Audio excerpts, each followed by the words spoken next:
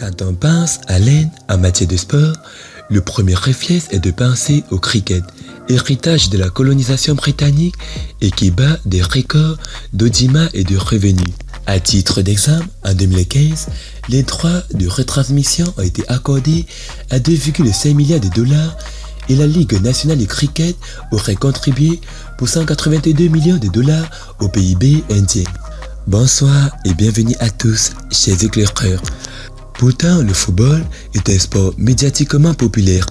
216 millions de personnes auraient ainsi regardé les matchs des ligues nationales en 2016. Si vous vous êtes déjà posé la question de savoir pourquoi l'Inde a dit non au football, alors sachez que cette vidéo est faite pour vous. Alors sans plus tarder, on commence.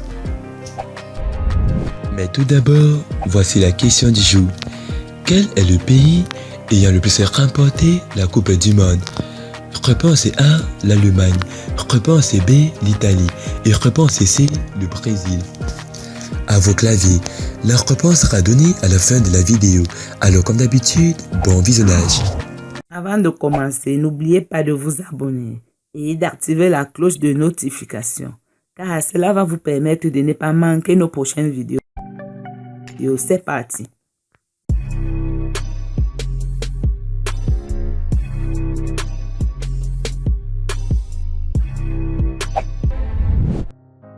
C'est une image de carte postale qui colle si bien à la peau du Brésil.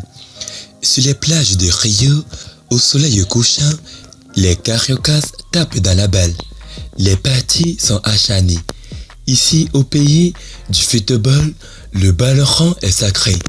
Sur le sable encore chaud, tout le monde joue pieds nus. De la joie, des souris, voilà pour le cliché. En compétition, la réalité est tout autre.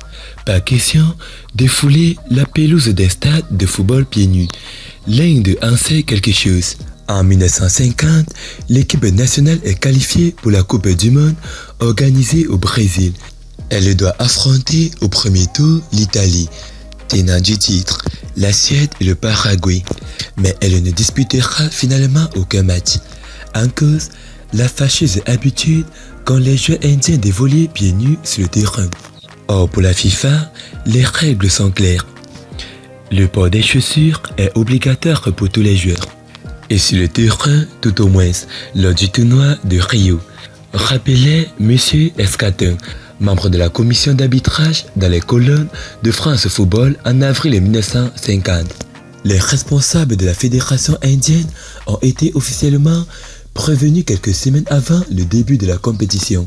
Pourtant, 2 ans auparavant, à Londres, les colonies de l'Empire britannique, tout juste indépendantes, avaient participé au tournoi de foot des Jeux Olympiques. Dans l'équipe, il était plusieurs à jouer pieds nus, ce qui ne les a d'ailleurs pas empêchés d'inscrire un but contre la France lors du premier tour, perdu de justesse, 2-1. Mais voilà, la Coupe du Monde de foot n'est pas les Jeux Olympiques. Tenue correcte exigée sur les verres de pelouse du mondial. La chaussure ne fait toutefois pas le football. Les fans de ballon rond se rappellent de la performance de Leonidas da Silva, l'un des plus grands joueurs brésiliens de l'histoire. Surnommé le diamant noir, celui qui popularisa la figure du ciseau retourné a également marqué l'histoire en marquant un but pieds nus lors de la Coupe du Monde de 1938. En dehors du football, il n'est pas rare de voir de grands sportifs pieds nus. C'était encore le cas il y a quelques années de certains coureurs d'Afrique subsaharienne dans les championnats d'athlétisme. Si l'histoire des joueurs indiens est entrée dans la légende de la Coupe du Monde, la vérité pourrait bien être plus complexe. Les contraintes d'équipement ont pu incommoder les dirigeants du foot indien. Mais le vrai problème serait davantage celui de la notoriété de la compétition. Au pays du cricket, le football reste un sport assez peu populaire. Du moins, ne l'était-il pas à l'époque. Pourquoi dès lors dépenser de l'argent et faire des milliers de kilomètres pour se rendre au Brésil et jouer une coupe qui n'intéresse personne sur les rives du Gange? Depuis ce forfait, l'Inde n'a d'ailleurs jamais participé à une phase finale de Coupe du Monde. En Coupe d'Asie, elle n'a pas dépassé le premier tour depuis plus de 40 ans. Alors, l'Inde sera-t-il un jour en Coupe du Monde, vu que les joueurs de foot n'ont plus cette fâcheuse tendance à jouer pieds nus? La FIFA a du pain sur la planche, vu que l'Inde est le deuxième pays avec la population le plus élevée après la Chine et que le football fait partie des sports les plus populaires dans le monde entier. Natia d'avoir regardé la vidéo. C'était Amel de la chaîne YouTube La Torche du Monde. Partagez cette vidéo au maximum. Concernant la question, leur réponse est le Brésil. Félicitations à tous ceux qui ont trouvé la bonne réponse. Partagez cette vidéo au maximum. A plus une prochaine vidéo. Bye bye.